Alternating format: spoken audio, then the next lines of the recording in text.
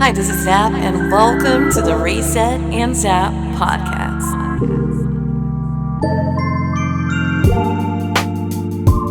I just need a reset. No, it's not enough to press pause. I think I need a reset. I need a reset, reset.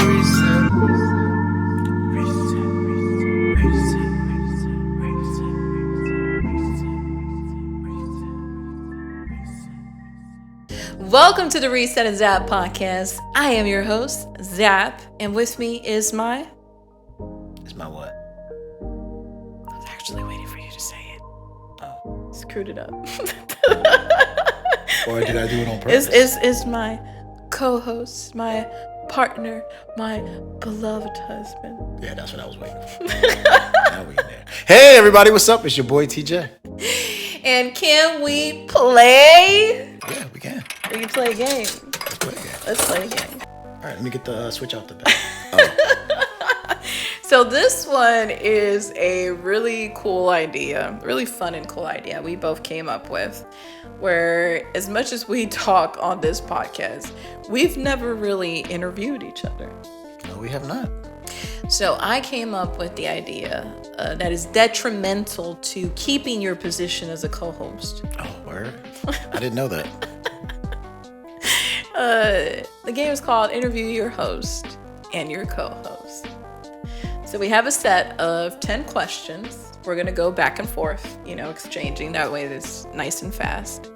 Well, I say nice and fast, but I guess it depends what questions we're asking. Mm-hmm. But the trick here for this episode is that we have no idea what questions we're asking each other. Like, you haven't seen the questions I've written down, and I haven't seen the questions you've written down. So this is completely a surprise and a secret at the same time. Yeah, it's a blind playthrough. It's a blind playthrough. Oh, okay, I see what you did there. See what I did there? So we're going to see how good we probably know each other and how much we might actually learn from each other in this episode. But this is not only for us. This is also for you, the listener, who's listening to this episode. I thought it would be a really fun and unique way of you getting to know me, but also TJ. Oh, that's me. Yeah. So who wants to start? Should I start? Should you start? I think the host should start. Oh, okay. All right. So with that being said, let the questions begin. Okay. Number one. Did you always want to become an independent artist? That's a good question. Did I always want to become an independent artist? Actually, no. Okay. That's not always see, for me, and I think I might have explained this before, but I'll do it again. When I got started in music, it was more so just because it was in my family bloodline. Like, it's just everybody in my family is a musician, they sing or had to do something musically inclined. So for me growing up, it was just something that we did. It was just, I come from a musical family. We do something. I got to do something musical. So I never really thought of at first, I've never even thought about being a singer or a rapper or any kind of like vocalist at all. Like, I was just a musician, I started off playing the drums. This is my first instrument I ever picked up. And I would just play the drums at my grandfather's church. And, then I would pick up a little keyboard here, a little guitar there. And, it was actually my mother who started becoming the choir director for our church, who kind of forced me to join the children's choir and, started making me sing. But even then, I was never in like a lead position. I was just, one of the vocalists. She just needed more boys to, get that tenor vocal in there a little tighter. And, being a musician, you naturally pick up on, how to sing and pitch vocals and pitch and notes. And so I was always able to hold a note and kind of figure out where things and stuff go.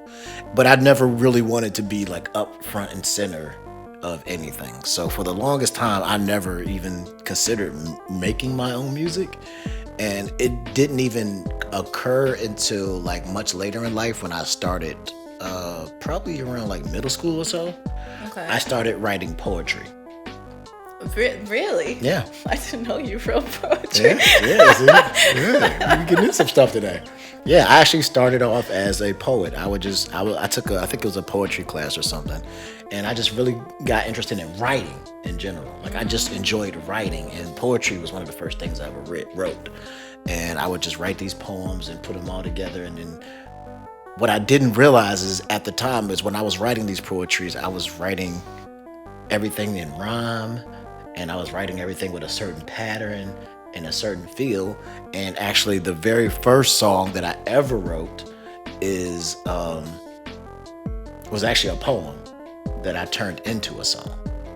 And I actually still remember it. It's actually called The Bottom of My... I don't even know why in middle school I was thinking about this kind of stuff, but it was called The Bottom of My Heart is what the in first... middle school. In middle school, yeah. It was... I'll give you a little sample of it. It's, but I will always love you from the bottom of my heart. Yeah, I will always love you from the bottom of my heart.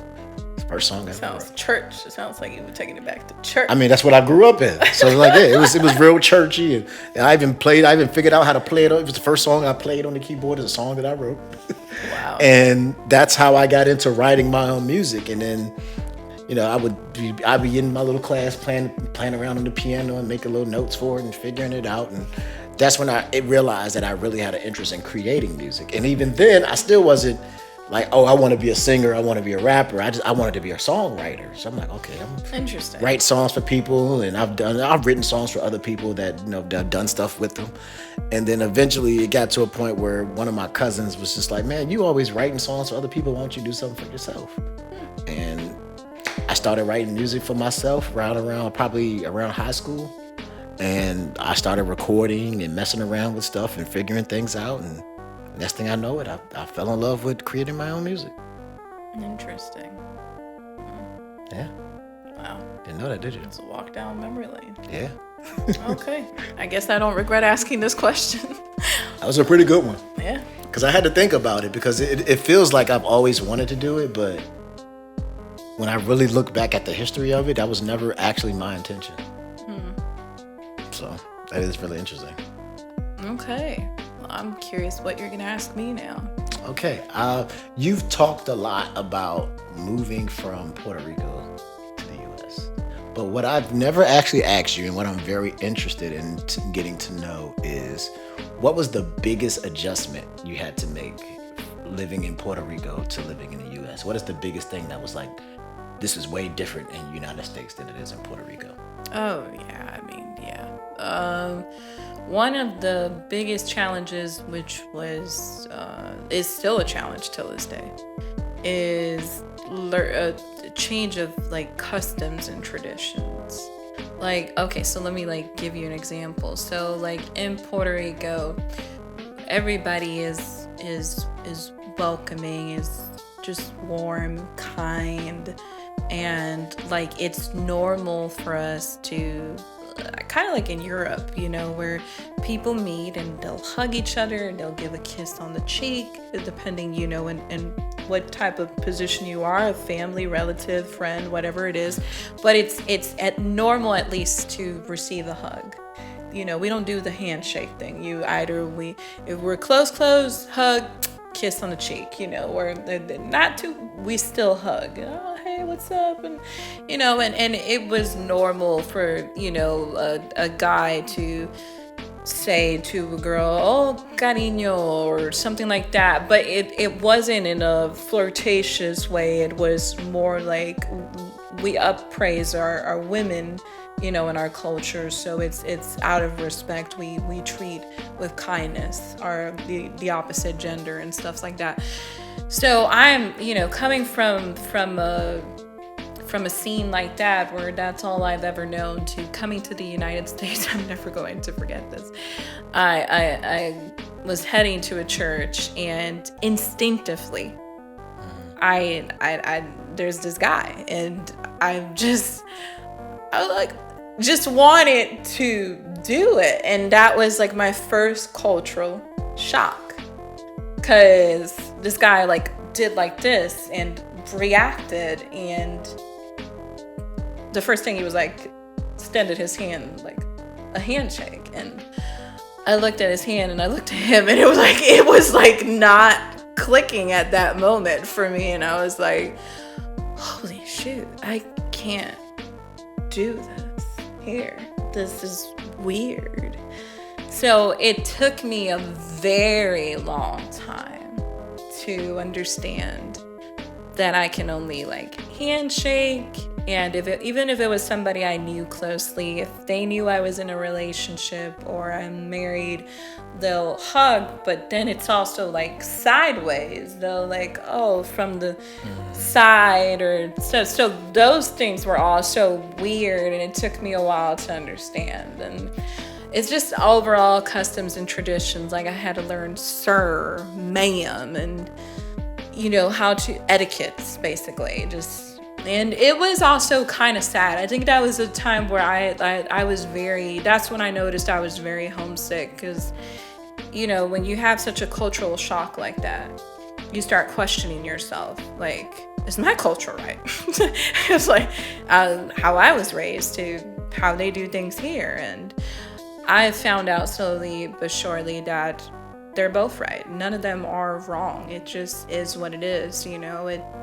Depending where you were raised, you have certain things that you have to consider. I still have to consider them till this day, because sometimes I'll naturally do things that culturally in my mind, I don't have no bad motives. I generally think it's fine. And you have told me like, no, or something like that at a time. And I'm like, oh shoot, I didn't know, or it didn't click with me, because in my head, I don't think I'm really doing anything wrong. So, it's been a very cultural shock, pretty much. That's all I can define it, really. Okay. All right. Yeah. Your turn. Okay. What are the challenges you face within your niche? That's a loaded question right there, ma'am. Yeah. What challenges do I face in my niche? Challenges I think I face in my niche is that I'm not fully accepted by either side. And let me explain what I mean by that. In the hip hop R&B community, it's not like they're going to embrace me because of my gaming themes, because they don't really understand. Like, they get the melodies and the lyrics to some degree, but then I started talking about Final Fantasy and potions one-ups. And they're just like, oh, what's that? You know what I'm saying? So on that side, they're like, you're kind of doing what we're doing, and they some people take it as like I'm doing a parody of what they do, when that's not really the case. Because like when it comes down to it, I'm the biggest hip hop and R&B head that probably exists. I grew up on 80s and 90s R&B, and hip hop has always been a part of me, and I it's just how I express music. I don't even think of music in different genres. Like, that's not how my mind processes music. I don't consider myself a rapper or a singer. I just see myself as a person who makes music. Like people say, oh, are you more of a singer or more of a rapper? And I'm like, I'm kind of both. Like I'm just a person who likes to make music, and the way I know how to express myself in music is through hip hop and R&B, because that's what I grew up on. And like you said, some of the stuff I write sounds gospel-y because I grew up in doing gospel music. So it's like I don't really think of things in like genre contexts, So it's like I'm not trying to do a parody or make fun of R&B or hip hop. I'm just doing what I understand and what I know. So on that end, it's like they kind of look at it weird because they just don't get it. Okay. And then on the gaming side, it's like, okay, he is talking about gaming, but, and maybe I'm wrong for this, and y'all let me know if I'm wrong or incorrect for thinking this way, but from what I've noticed in the field of gaming and stuff like that, is you don't really see a lot of hip hop or R&B heads in gaming. Yeah. I can see what you mean. That's not like the first, you don't put that together. I see like more rock, more country, more pop, more J-pop, more, like you don't really think of hip hop and R&B isn't the first thing you think about when you think about gaming. Yeah. So it's like, the niche of people that I'm talking to is a very, very, very, very specific people. Like, so it's not only did you niche, but you niche down to a point that it's like a niche within a niche. Yeah. You know what I'm saying? It's like it's a gaming niche, but it's also a hip hop art. Like, so I'm aiming at people who are gamers, but who also love hip hop and R&B. So like it's like I said, a niche within a niche. Yeah. So it's like just reaching out and finding those people just overall just takes more time. Because like people don't know that I exist, or people may not have heard me yet, and people have heard you but don't really care to check out immediately. Yeah, because they're like, oh, I'm not really in. Because I've had, these are comments I get a lot. It's like, I'm usually, when somebody finally listens to me, it's like, yo, I'm usually not into hip hop. I'm usually not a rap person, but when I listen to you, I actually really enjoy what you're doing, type of thing. Gotcha. So like you get that feeling that, hey, normally I wouldn't listen to hip hop. So like at first I probably wasn't paying attention. But then when I listened to what you were saying and how you were presenting it, oh, this is actually kind of cool. And let me check it out. Same thing. It's like, oh, I'm not usually into R&B or hip hop, but you know what I'm saying, the way you delivered it and the way you interface the gaming into it. Yeah. I kind of like that. And then I've had people who aren't gamers who like listen to my music and they're like, at first I didn't really get it, but like the music and the melodies and stuff that you put together is really reminiscent of R&B and hip hop. So I even though I may not understand all the references, I do understand good music. And at first it put me off, but now I kind of get it. So it's like, I think those are the challenges that I face, is just breaking those stereotypes. Okay. Of like, oh, if you're a gamer, you can't be into hip hop and R&B, or if you're into hip hop and R&B, you can't be a gamer. And it's like, for some reason, those two things don't seem to really go together. Yeah. And which is weird to me, because like that's all I grew up on was hip hop, R&B, and gaming. Like that's my whole premise of my channel. That's the whole premise of who I am. You know what I'm saying? Like I'm a gamer, but I also love hip hop and R&B. So it's just, I put those things together and made my channel.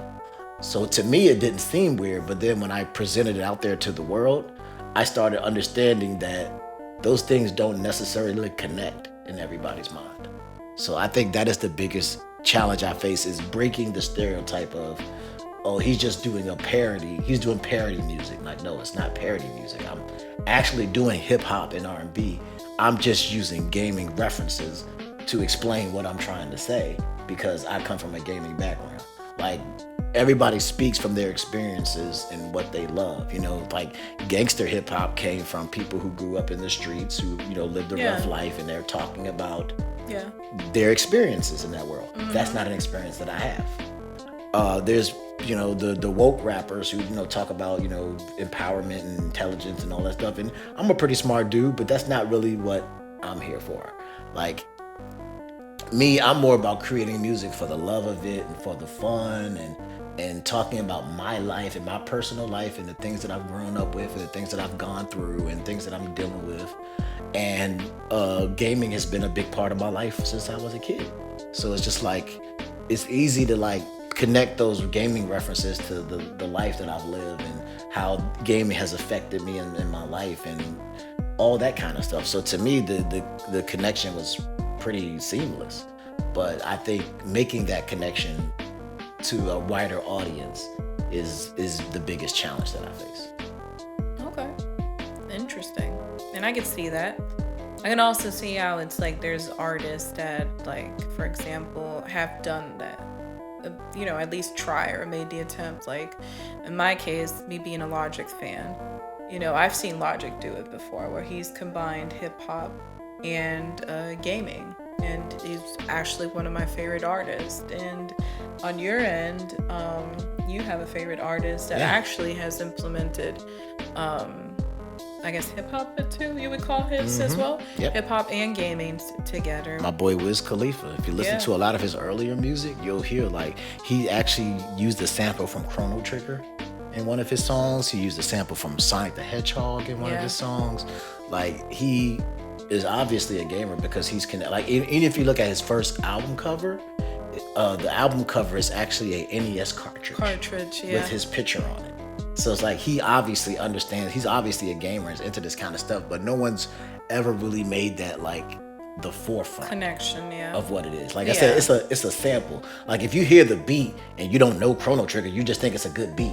You just but it actually is. That's dope. You're like, oh, it just sounds good. But if you're a gamer and you listen to it, you're like, that's Chrono Trigger. Like I know what that is. So it's like it's not like pushed in front of your face, but it's still there.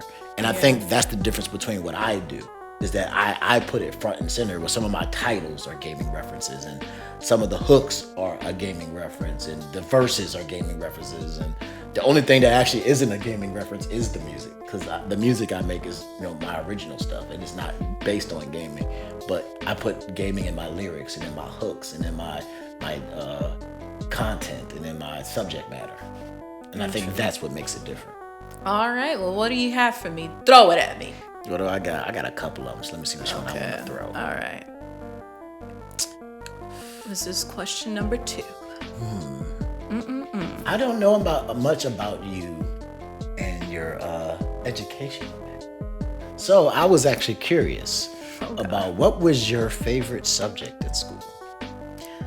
Oh, okay. My favorite subject has changed over time, obviously. But my favorite subject in elementary school was science. I was a big science head. Okay. I still love science till this day. Probably because I am so freaking logical and rational, and I like to question everything. Sounds about right. Actually, fun fact, I got that from my dad. And I kind of passed it down to my own children. But like in my early ages, I remember one day dad taking me to school and he was like, listen up, daughter.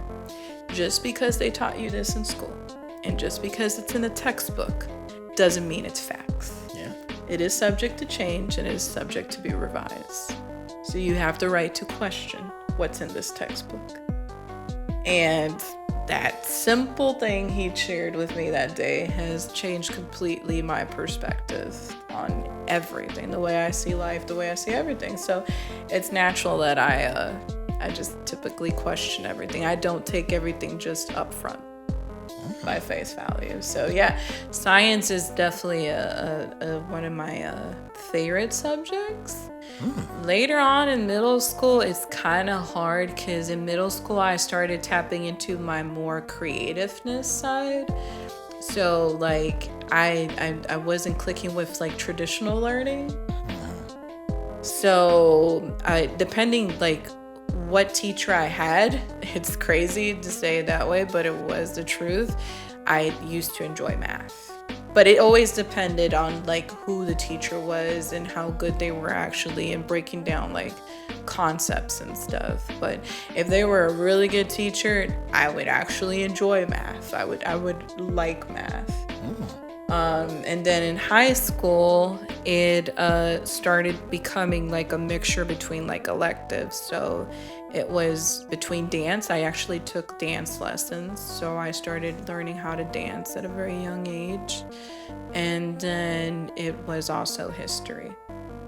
I think because it was the same thing as science, where I wanted to question everything. And then history has a way of fact checking, so you can actually see if it's true or not. So I would like to study about history and find out if you're full of bull crap or it's true. I even did that with the Bible, honestly. Question everything. Interesting. Nothing I would have guessed. Yeah. I think my least favorite subject was English. I just didn't. English or Spanish? Both. I didn't like it. Like, you know what though? I know this may sound like a stupid question. It's just a sidebar. But I've never really thought about this until you literally just said it. Like in Puerto Rico, do you take like a Spanish class? Yeah, you have to take a Spanish class. You know what I'm saying? Because you never really think about that. Because I'm like, English. I'm like, you didn't take English, so you take Spanish. You know what I'm saying? Like, is there like a Spanish? Well, it's worse for us because being a U.S. citizen, you're forced to take both. So you have to take an English class and you also have to take your native language class. So we had more subjects added to our curriculum. Okay. So I had to take English, Spanish, science, math, history, plus my electives. So it was a very booked day between everything. I hated Spanish because Spanish is, we say English is hard, but Spanish is hard because when it comes to the grammar and spelling and how you need to write out your sentences, that's where it gets technical. Because, it's something as simple as, how certain words in Spanish have like a little mark, like a comma on top of a letter. Mm-hmm. That makes a whole difference where it's placed, on what letter, and what sound that letter will make. So I hated Spanish and English. It was just every time I was, you say you love poetry, I hated writing. I was like, every time I'm like, you gotta write an essay, you gotta write a report. Screw this, I'm gonna copy whatever's on the internet, paste it, we're done. That was the thing, I could write my tail off. When it came to essays, like I was one of those people that like, I wouldn't start an essay till like the day before it's due. Yeah. And I would have a full essay the next day. And get the irony of it is that I hated writing, but I loved reading. So I had to Well, actually, that's not too funny because I like writing, but I hate reading. Yeah. Oh, I was loyal. I was like the pro elite in the library. I had my library card, and weekly I would tell my mom to take me to the library. And I wasn't the girl that checked out one book. I was your girl that checked out several books. Yeah, I was just for the sake of reading. I was the exact opposite. I could write all day, but I do not want to read.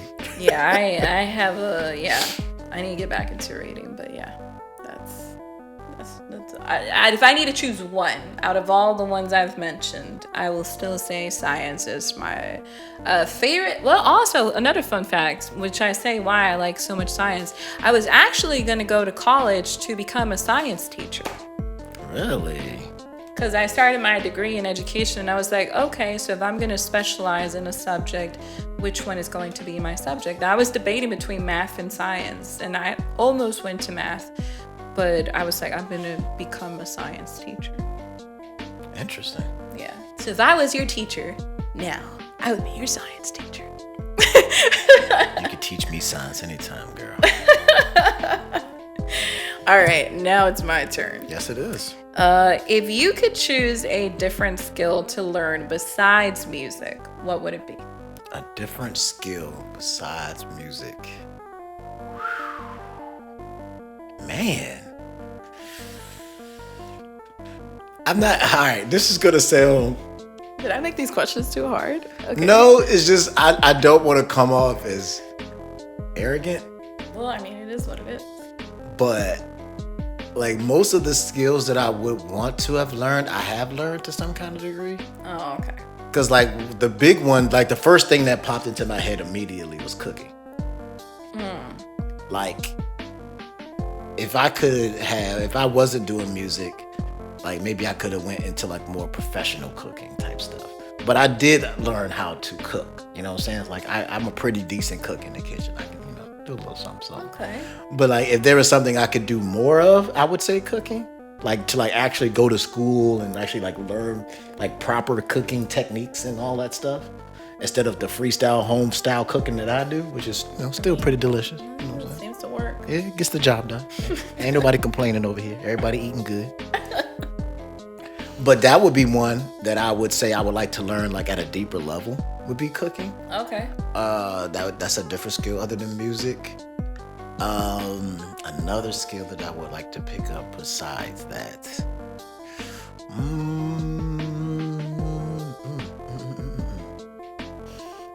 Photography. Really? I've always thought it's interesting how people can like take a camera and just like make art out of a photograph. Like I really appreciate and respect that skill. To be able to just look at something and be like, oh, I can take a picture of this at a certain angle and a certain light and it just looks beautiful. Because I love like photography. I love like looking at people's like pictures and stuff like that who really know how to like actually take pictures. Yeah. So I think that's a really dope profession. It's not something that I would necessarily want to learn how to do myself, but it's something I have a lot of respect for.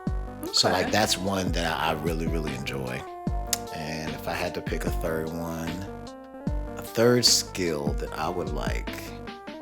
That's not. See, when you say not music, that's what makes it hard. Because a lot of the stuff I do want to learn is music related.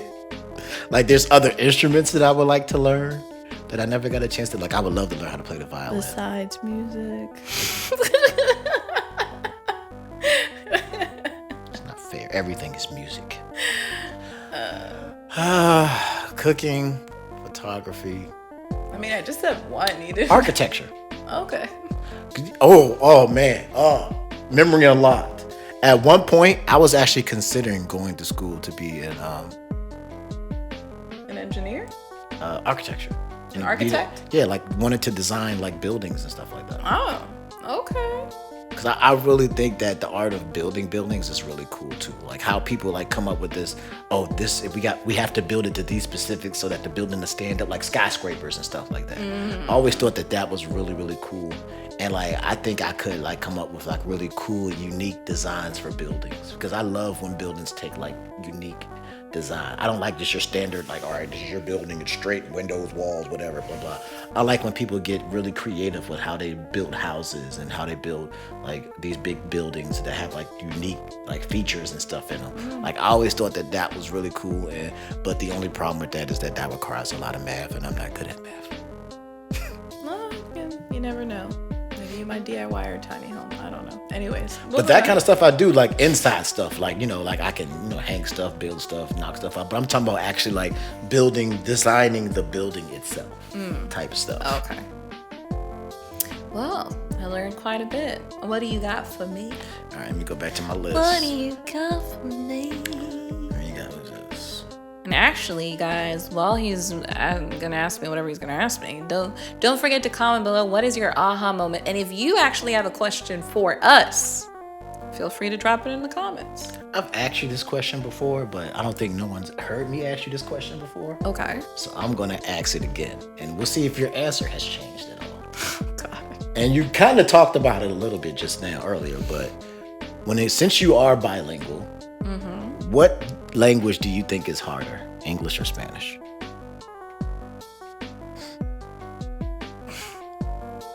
Oh God. I guess by default I will say English. I think English is still hard because Spanish is hard, but it also is easy because it depends where you grew up. So like everybody, like people think that Spanish is just the default language, just like English, but no, Spanish can vary so much depending where you were born and how you were raised. So like I've explained to people, like people that were born and raised in Spain is not necessarily the same Spanish as people from Puerto Rico or people from Mexico or people from Colombia. It's Spanish is very different for everyone. So it does make it easier because you're learning your own tribe language, period. And that's it, But English is so much broader and it has all these exceptions and all these like spelling. Yo, let me tell you something. Every time I had to homeschool Jay and I had to give him English, I would 100% find someone else. I would just find someone else to supply the material and resources. Because even if I understood and knew, it's just the fact of sitting down and trying to explain a kid, this is acceptable, but guess what? It's not acceptable here. There's an exception here. Or, this is the rule for this level, but guess what? When you pronounce this word, you can also pronounce it this way. And it's just like, at the end, I don't like confusing kids. So I'd rather have somebody else deal with it. I can see that. So I do consider English being the more difficult language till this day. Like even after years and years, it still is quite a challenge for me. Like every time I have to talk with someone, I have to figure out the structure, the words, the meaning, how I want to put it all together. It's a lot. So no, your answer has not changed. Yeah, no. It's like making a smoothie. Sometimes you don't know what's going to come out. Please, somebody quote that. English is like making a smoothie. Crystal 2024. I love it.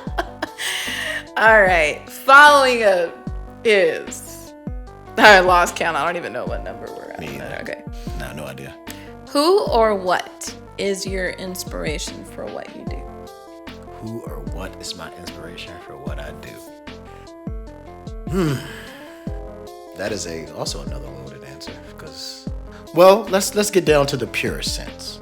Okay. The inspiration for what I do ultimately comes down to my mother.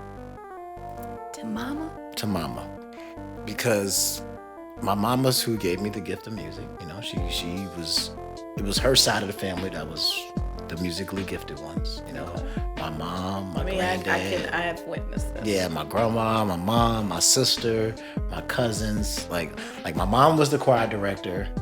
My sister was the lead singer. My cousin was the keyboard player. I was the drummer. My aunt was also a keyboard player. My other cousin was also a keyboard player. My granddaddy's a singer. My grandma's a singer. My other cousin played the saxophone. My other uncle also played the keyboard and also is a singer and also plays the guitar. I've lost track already. And my other uncle played the guitar and sung. Oh God. Yeah, and all my cousins sang. Yeah. So it was just like it was just part of my family, and I know I get those genes from my mother. Like that's just my mom. To this day, even though people think I say it just because it's my mother, I really mean it. One of my favorite singers in the world is my mom. Like I love her voice. She has amazing power, vocal control. Like she could just sing at the drop of the hat. All you gotta do is say, "Mama, sing something," and she'll just boom, bust it out. Have the whole church crying and going off and shouting and everything. Like it's just in her. And she's one of my favorite singers, hands down, in the world. I don't care what nobody got to say about it. So I would say my number one inspiration for a fact is my mother. Okay. And that even goes beyond that. Even her being a singer, being a musician, is also the music she introduced me to. Because like she would, listen to music in the house, and she was a big R&B person too. She loved R&B I can tell music. because last time in the car, y'all were just Yeah, she loved. karaoke. My mom loved 80s, 90s R&B. My mom loves that stuff. Brandy, Usher, Genuine. Oh, she loves that stuff. Like, loves it. Absolutely loves it. 80s and 90s R&B. But she also introduced me to, stuff that was before my time. 60s and 70s type stuff. You know what I'm saying? So like I would get introduced to like Marvin Gaye and that kind of era type of stuff too. And like she just early jazz stuff and like early R&B and soul and gospel and like because one of my other favorite singers of all time is a gospel singer by the name of Fred Hammond.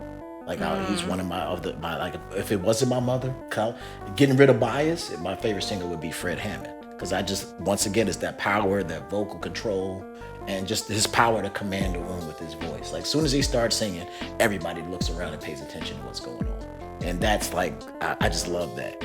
And so, like, just having that music, having my mom, once of all, being a singer, and then her being so into music the way, like, music was a part of our household from the day I was born. Like, every day there's music playing in the house, or we go into choir rehearsal to go sing, or we got band practice because I got to play drums with my cousin who's also the keyboard player. So it's like this music every single day of my life. There's been some kind of musical involvement.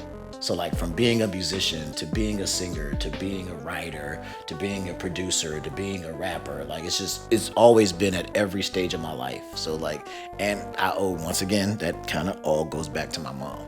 So beyond that, my influence is just, like I said, I'm a big 80s, 90s person. So like big 80s, 90s, like Brian McKnight, Music Soul Child, Neo, Usher, Brandy. One of my other favorite singers of all time is Mary J. Blige.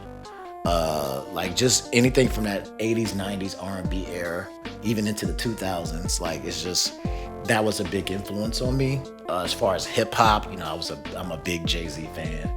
No matter what anybody got to say about him, Jay-Z is one of the greatest rappers of all time. I was Biggie, Tupac, DMX, Jadakiss, Fabulous, Wiz Khalifa. Of course, I'm a big fan of. What a lot of people find shocking about me is that I'm actually a big fan of the Migos. Like I am actually a Migos fan. Like from back in the day before they even got signed, when they was doing mixtapes and stuff. Like I love the Migos. I think they actually completely transformed hip hop to what it is now. Hip hop wouldn't be where it is now without the Migos, because that Migos sound is pretty much what everybody's doing now. And you gotta give them their props for it. I love DaBaby. Actually, people really be shocked that I love DaBaby, because if you listen to his freestyles when he's just like rapping out on a song, he's actually incredible. His wordplay and just like his speed and audibility, I think is the word I'm looking for. Like how easy it is to understand. Yeah. It's just he nails it. He be nailing it every time. And I like old stuff, I like new stuff. Some stuff I don't like, some stuff I do like, but those are like it's just the world of music itself was a big influence on me. And if I want to go to a more modern influence, I have to give it to my wife. Really? Yeah. I wasn't expecting that at all. Yeah. A modern influence on my music has been my wife, because she's introduced me. There's several reasons for that, though. Okay. You've introduced me to some music that I've never really listened to before. Like, you've introduced me to a lot of Hispanic artists that I've never like had a chance to really know. Oh, okay. So like you've really like check this out, and I've listened to that kind of stuff. You also introduced me to the opera. Oh, yeah. Because I've never been to an opera before in my life, never watched one, seen one, anything like that. I love opera. So you introduced me to that. You've also pushed me to become better. Like, hey, you know, the way you did this was cool, but you think you could deliver it like this, or you think you could, you know, try to go a little faster or go a little harder or whatever the case may be. And like, just like I said, the introducing, and then you listen, even outside of Hispanic music, you listen to a lot of other stuff that I normally wouldn't listen to. Mm-hmm. So it's like you've introduced me to music that I've never heard before, which of course influences me to try new things and do different things. And of course, my last album, All About You, was of course influenced by you. So if I had to say that somebody was a big influence on me musically, it wouldn't be, and if I'm honest, even the album before that was a lot about you as well. So it wouldn't be fair to say that you haven't influenced me musically, because the last two albums, you know, 90% of it was about you. So you definitely influenced me quite a bit musically. Cool. I guess I'm next to Mama. All right. What you got for me? Okay, let me go my list. Let me go to my list. Okay, I got one. Shoot me that question. Since you are a Puerto Rican queen. Oh, God. The queen of Puerto Rico. Okay. And I don't know nothing about Puerto Rico. Oh, God. So I don't know where this is going. If I was going to Puerto Rico to visit for the first time, I never been there, never gone, don't know nothing about Puerto Rico. Okay. What is the one place that I have to visit? God, I'm completely biased at this point. I would love for you to visit my hometown. So I grew up in my hometown called Quebradillas. And it's known to be the pirate town.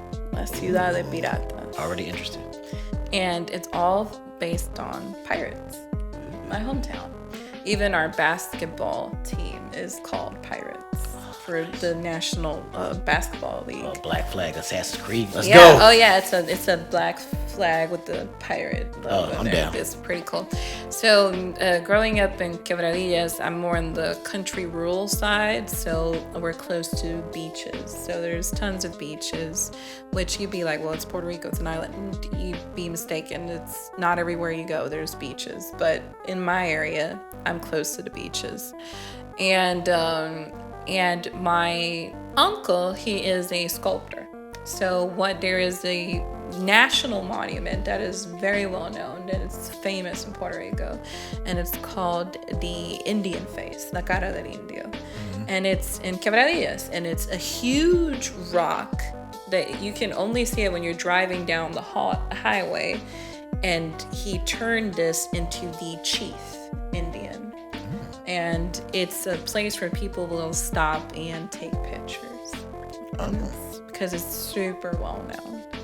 And it's just a really nice place to go. And then the beach that is no longer a beach that the public can like just go and bathe, but it's popular because of its history. because there is a tunnel there where there used to be an operational train. Oh. And the train would go through there with, delivering cargo, sugar canes, and everything that they used to work on back in the day. So you can go through this tunnel and actually walk down the route where this train used to pass by. Cool. So there's a lot of, let's say my town is filled with a lot of history. Mm. So it's just really cool to go there and learn about the history of Puerto Rico. Interesting. Okay. Yeah. All right, well, when we make our trip, we're going to have to go. Oh, yeah. You'll get to see everywhere I grew up. Even the school where I used to go. Can't wait. I'm looking forward to it. Alrighty. All right, next question. Yes, ma'am. Are you ready? I's ready. Fight. Just kidding. What is... Oh, we can fight. We can do it. What is one album you've made that has become your personal favorite versus the public favorite? Of my own stuff? Yeah. Favorite album. So, like, what is one album that is not necessarily your audience favorite, but it's your personal favorite? My personal. Because I'm curious because we've talked about like individual tracks and songs, but we haven't talked about a whole album. That's tough. That's really tough. All right, it's two that immediately popped into my head. And by the way, this is question number 5, so we're already halfway through. Okay. There's two that immediately pop into my head, and I'm trying to decide between them. Ironically, it's not my first one. Okay. It's not the first one. Hero of Rhyme. I love that album, but it's not necessarily my favorite. Okay. Interesting. I'm surprised. Yeah. Number 2 is one of the ones I'm thinking about, which is Bars of the Wild. Because that is the reason why that album sticks out to me, because that is the first album where I really actually started to sing. Like, that's where I first introduced myself as a singer, because the first album was mostly just me rapping. I may have sung a hook on the first one, but I never really like sang through an entire song like I did on the second album. Gotcha. And there's a lot more of it on the second album. So that one like kind of showed people like my flexibility to like kind of bounce back between singing and rapping. So that one kind of sticks out to me, and some of those songs are like some of my most favorite written pieces of all time. Then there is the third album, which is New Horizons. No. I'm sorry, I forget. Oh my lord. Soul Tracks is number 3, but that's not the one I want to talk about. Okay. Even though I do love Soul Tracks as well, but that's not the one I want to talk about. This is a challenge. You gotta choose one. What is one? I know. I'm telling you the two that I'm trying to decide between. And I'm talking my way through it so I can find out the answer. Okay. So 3 is not it. All right. We're moving on from 3. But there's 4 is the other one. Is New Horizons. That's also a big one for me as well. And the reason I say that one is because I think it has one of my best performances. Maybe not my best writing, but definitely some of my best performances, like vocally and stuff like that. So I'm trying to decide between number 2, which is my favorite written album, and number 4, which is my favorite performance album. And trying not to be biased, but if I was being technical and just going for my favorite album of all that I've done, I would have to say All About You. But I know that's like, oh, that's your newest one. Of course you're going to pick that one. Like, I'm not trying to be obvious, but it is my favorite because it's the one that I put the most work into. It has the best writing and the best vocal performances from me. It has my best mixes because I've actually properly learned how to mix. Okay. So it sounds the best. Okay. And it has the most meaning behind it. Gotcha. So like if I had to like just from a technical standpoint, All About You would be my favorite. But it checks off all your boxes. Yeah. So I'm trying not to be biased to say my newest album is my favorite, but besides that one, it's between 2 and 4. Which is available on all music streaming platforms. Spotify, Apple Music, Tidal, anywhere music is streamed. Okay. I'm trying to choose between 2 and 4. 5, 4, 3, 2, 1. Bars of the Wild. There we go. Bars of the Wild. I'm going to go with that one just because I feel like that's the album that really set the standard for where I would go. Okay. Like if you hear Bars of the Wild, you'll be like, okay, I can see how he ended up at All About You. It's like a precursor to that. It's like more emotional stuff, more personal stuff, more deep-rooted stories. So really the real reason why you like Bars of the Wild, right, is because you were able to define your niche. Yeah. I guess is what it's the album that created the Master Sword music sound. Gotcha. Like when you hear that album, you're like, yeah, that's the man. The first album, it sounds kind of generic and just like, all right, it's good, but it sounds like I'm just making like hip hop music. I don't have my own sound yet. But in Bars of the Wild #2, this is what Master Sword music sounds like. All right. Bring in question number 5. That was a hard one. Made you sweat. That was definitely I'm a good interviewer. Okay. This next question is slightly more personal. Oh, God. And we've kind of talked about it before, but okay. I figured why not embarrass you in front of a camera? Oh, God. So, the first time that we met, and by met, I mean like actually physically met. Like when I moved here and we met, and you saw me for the first time.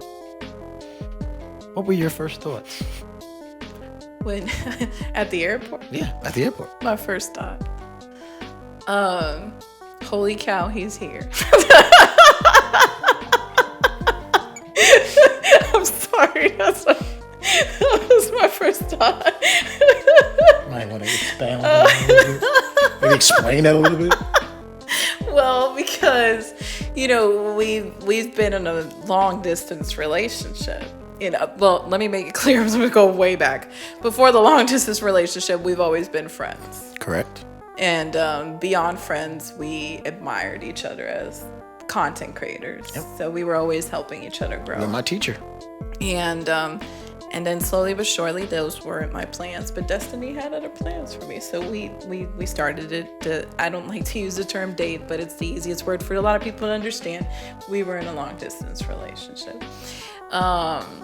So from talking, through FaceTime and video calls to actually seeing you at the airport in person felt very surreal because we knew at some point that was going to happen, and we talked about it so many times of what were the expectations, how we thought each other were going to react when that moment would happen. Yeah. But it's not until it happens that you're like, holy crap, this is actually now true. Yeah. And it just kind of was very surreal for me because I was like, holy cow, he actually is here. So going back to my reaction.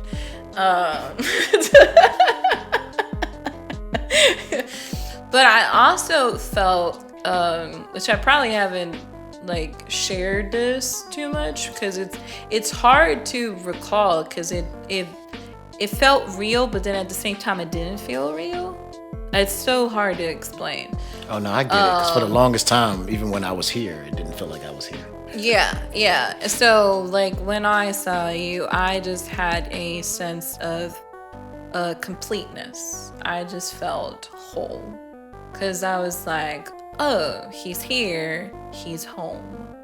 And that's how I visualized it. I'm like, he came home. That's what it felt like. And it was very natural because I'm like, okay, so I'm bringing my partner home. It almost felt like you were just on a trip and I was coming to pick you up from the trip. So it was that feeling, and it felt even better because I knew that you were not going to get on a plane and leave again. You know what I mean? It was like, you're staying here. Yeah, one-way ticket. So yeah. Jesus Christ, which you'll learn more and all about you. But anyways, it just, that's what I felt. And I don't think I've ever felt that way. Same. Then again, I've never done anything quite to that extreme in my life ever either. So. I think if we were to sit down and realistically tell our story, which we kind of have and will continue, it's a crazy story. Yeah. But for those of you who may be scratching your head right now, just to give you a quick synopsis, at one point after our long distance relationship, we decided that we wanted to be together. So I packed up everything that I owned that I could fit into a suitcase, and I got on the airplane and I flew to Texas. And it's crazy because and I've been here ever since. that was our first time meeting in person. Yeah. Yes, it was. I've never laid eyes on you before that point. Yeah. Except through a video. So we were, yeah. That was literally the first time. And they were like, oh, and we're moving in together. Yeah. Cool. Yeah. And I left my hometown of the home state of Virginia, and I packed up everything I known and left everything and everybody I knew behind and threw everything I owned in a suitcase and came here. Yeah.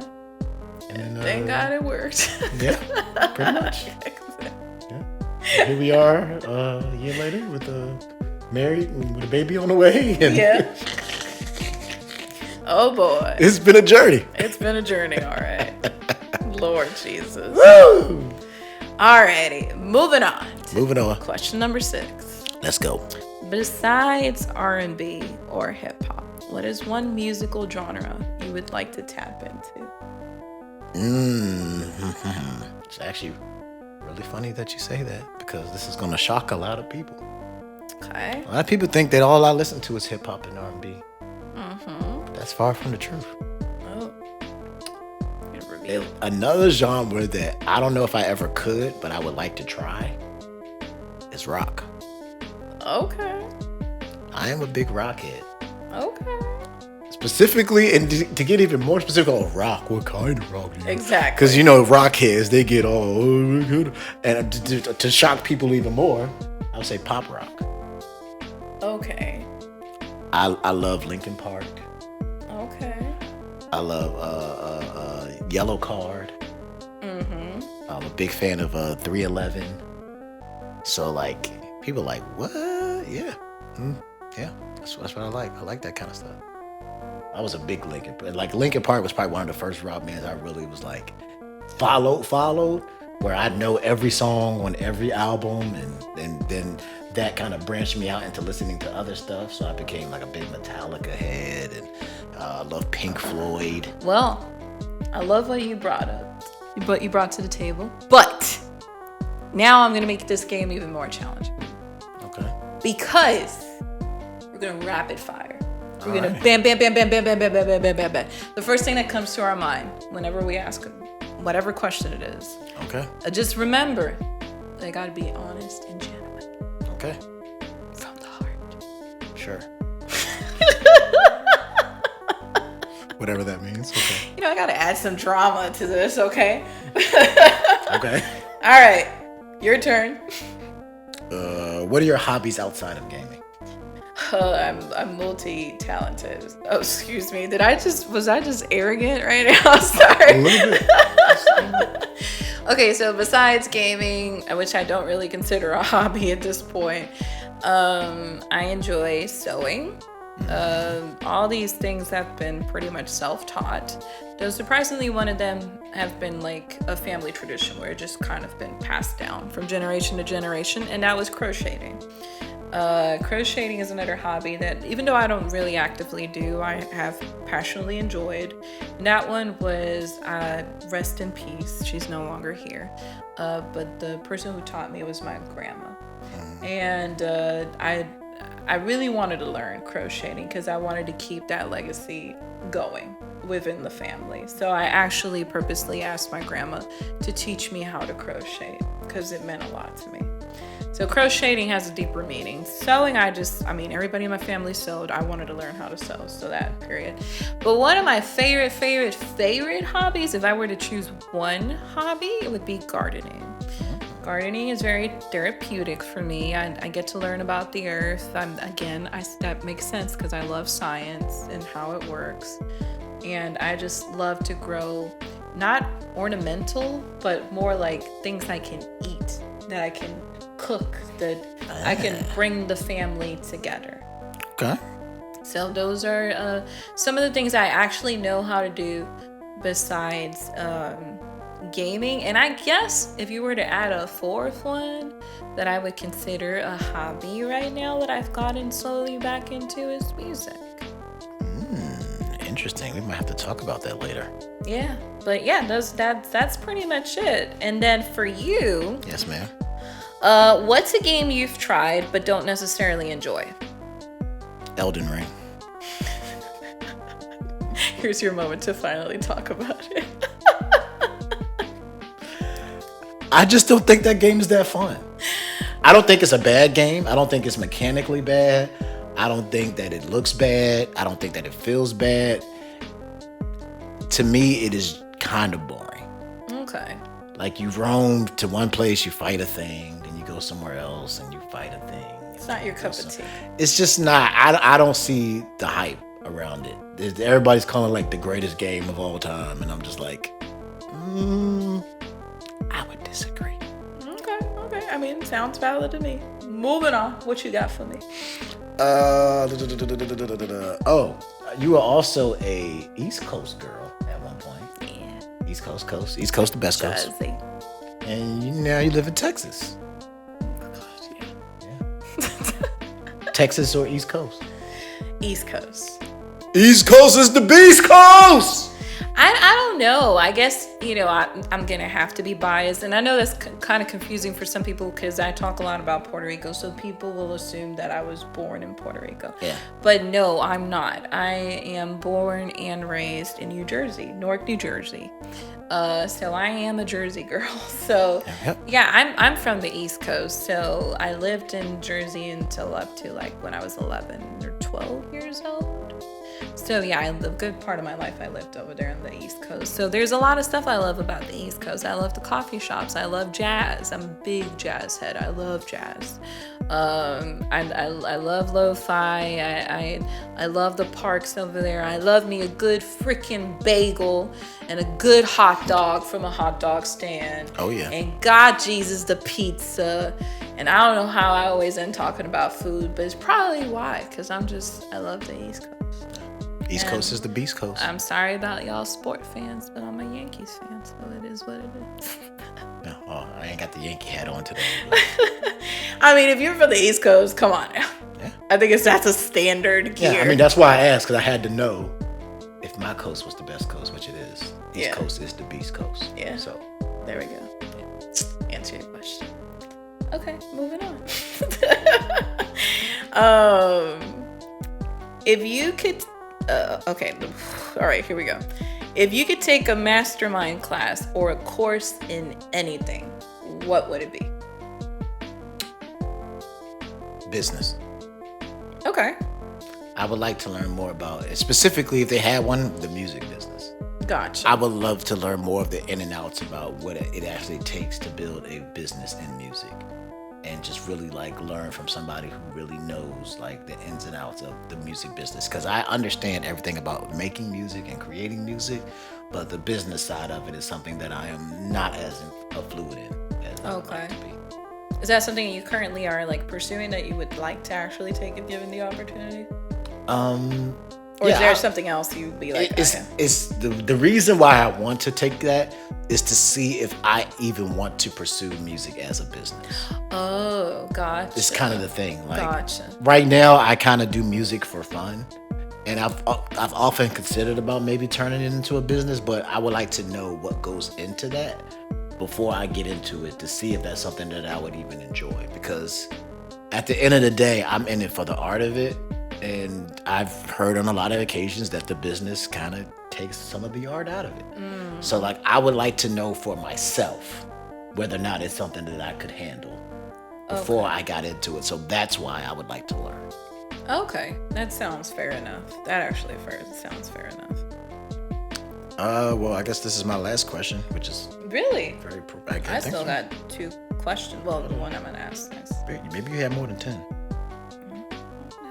I'm sure I wrote 10. This is the only one I got left. Now that you know that what's in your belly. Okay.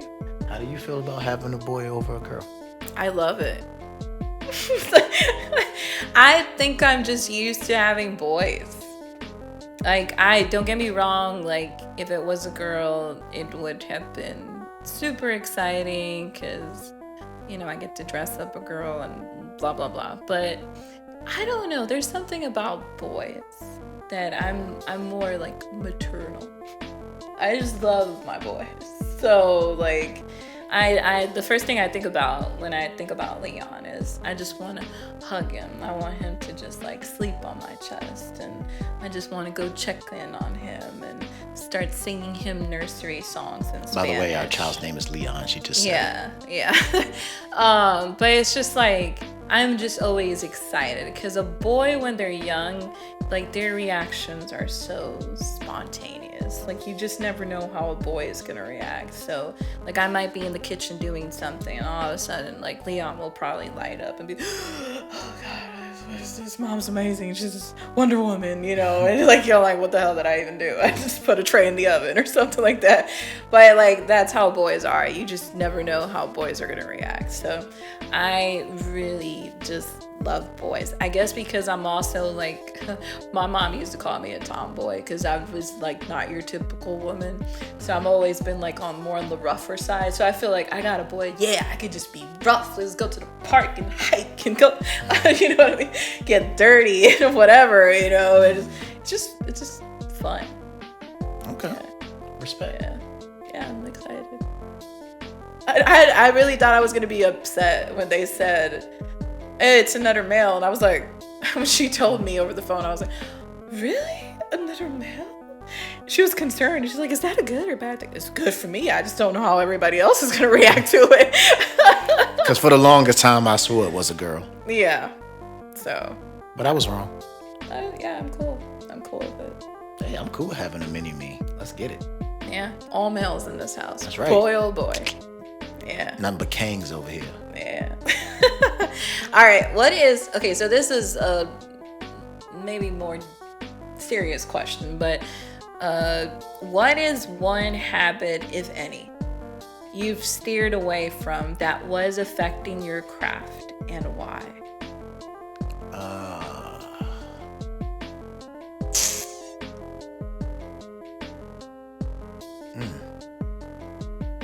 I know what the answer is, but it's like, man. Okay, all right, we'll talk about it. Okay. At one point in my life, I won't say I was an alcoholic. Okay. But I did used to drink quite a bit. And it was affecting me. It was affecting my voice. It was affecting my consciousness. It was affecting my energy and my readiness. So I decided to reduce the amount that I drank. I barely ever drank at all anymore. Yeah, you see, like every once in a while I'll have a drink here and there. But I used to drink pretty heavily at one point, and I think that was affecting me in many ways. Like just not even musically, just in my life in general. I put myself in a lot of dangerous situations, and yeah, pretty much that. I put myself in a lot of dangerous situations that I shouldn't have been in. And I just decided for me and for my craft that I just needed to get a better handle on it. And I was never like addicted to the point where it's like I have to have it kind of thing, but it was just what I wanted to do at the time. I was single, I was lonely, I didn't have any responsibilities beside myself. So I just was like, fuck it, like I'll just do what I want to do. But it came to a point where it was getting, like I said, dangerous. Okay. And I feared for my safety, and it's hard to make music if you're not here. Oh yeah. So I just decided that, I'm not gonna be that way anymore. And I massively cut back on how much I drink. And maybe once every 2 months I might have a drink. Other than that, I'm good on it. So I would say that is the one thing I stopped. But it was more so for the danger that it was putting me in than my craft. But it did affect my craft as well.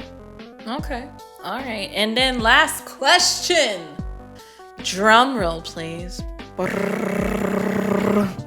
Finally, I get to do a sound effect that's actually worth it. Anyways, Still wasn't that great, but... Wow. You just a hater. Unsubscribe. It wasn't a good drum roll. If you could give any advice to someone who's starting as an independent artist or producer, what would it be? The number one advice that I give people who are starting out in music is to not be afraid to put out music. And I know that sounds very, very simple, but you don't know how many times people have come up to me and said, hey man, I'm getting into music. Like, what should I do? What should I think? You should put out music. That's what you should do. I know my music isn't ready yet and I don't think it sounds good. Put it out. It doesn't matter. Like, if you go back and listen to my first album, I dare anybody, and I mean my first project. If you go back under TJ the Gamer on your favorite music streaming platform and listen to a project called TJ the Gamer, The Classics, those are songs I made before I even formed Master Sword Music. If you go back and you listen to those songs compared to what I make now, you would be like, wow. Like, wow, this doesn't even sound like the same person. But I had to start somewhere. And if a lot of people, when it comes to music, if you never start, you never start. Yeah. Like, people always, I got to get this. I got to have a studio, or I got to have my own producer, and I got to have a fancy mic, and I got to have this, and I got to have that. When I started, you know those the iPhone headphones used to have? Yeah. That plugged into your phone, and that's how I used to record my music. I would just pull the little mic thing up to my mouth and record and listen to the music and record it and mix it up and try to make it sound as good as I possibly could with what I had. Using free programs, free software, free everything. I didn't pay for anything to get started. Only thing I paid for was my distribution service to get my music out on Spotify and stuff like that, and that wasn't even that expensive. So shout out to DistroKid. Always got love for DistroKid. They are a great place to go if you want to get your music out there. And I'm not sponsored by them or anything, but I really appreciate what they give. A lot of people like to talk smack about these platforms, like, they don't pay the artists well, and da-da-da-da-da-da. But they give you an opportunity that you would not have had anywhere else. Yeah. Like, how many places can you go to that will take your music and put it on every streaming platform available for a low price? Yeah. And what I pay is very fair. And like I said, Apple, Spotify, Instagram, TikTok, any place where literally anywhere where music is, Amazon, YouTube, anywhere music is streamed is there. So like, go out there, put your music out. Somebody's gonna like it. You'll continue to get better. You'll listen to it more and more. You'll understand the mistakes you made, and you'll get better the next time. And if you go up from that album and listen to every future project I've made since then, you'll see nothing but improvements. But if you don't start somewhere, you're not going to get anywhere. You can't move forward unless you start. So that is the number one advice I give people: is don't be afraid. Don't equipment chase yourself out of the game. Like, I don't have enough money to do it. I don't have the right equipment. I don't have the right studio.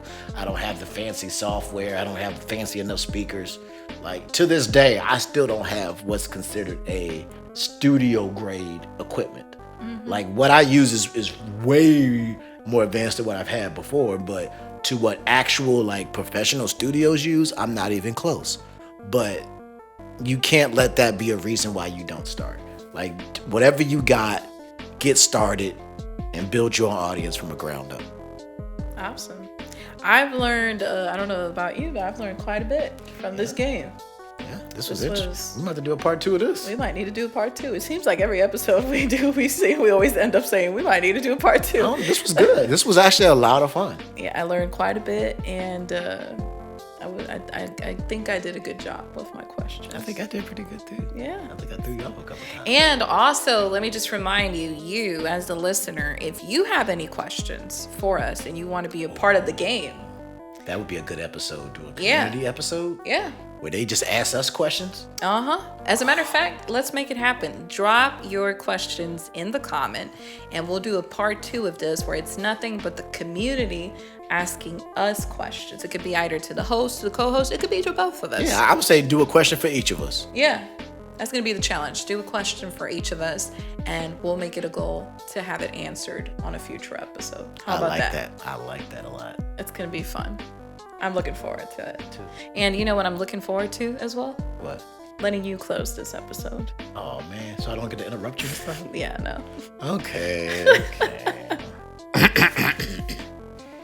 And as wait, before we end though, Don't forget that if you like what you heard here and you want to keep up with all things ZapCristal, there's a really cool place you can go that has everything you need to know about ZapCristal. Like when her videos are coming out, when the podcast is coming back, when she's live streaming, and these guest appearances she's gonna be making, any cons, everything that you need to know about ZapCristal.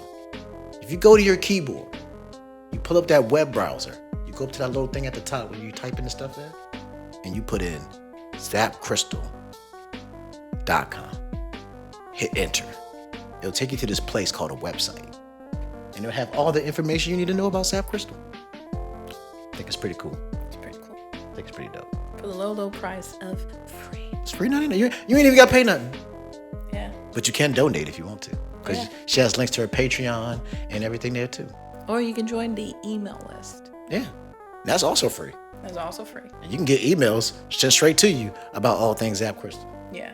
So, with that being said, don't forget to reset and zap for the week. Thanks for listening. Bye-bye. Bye-bye.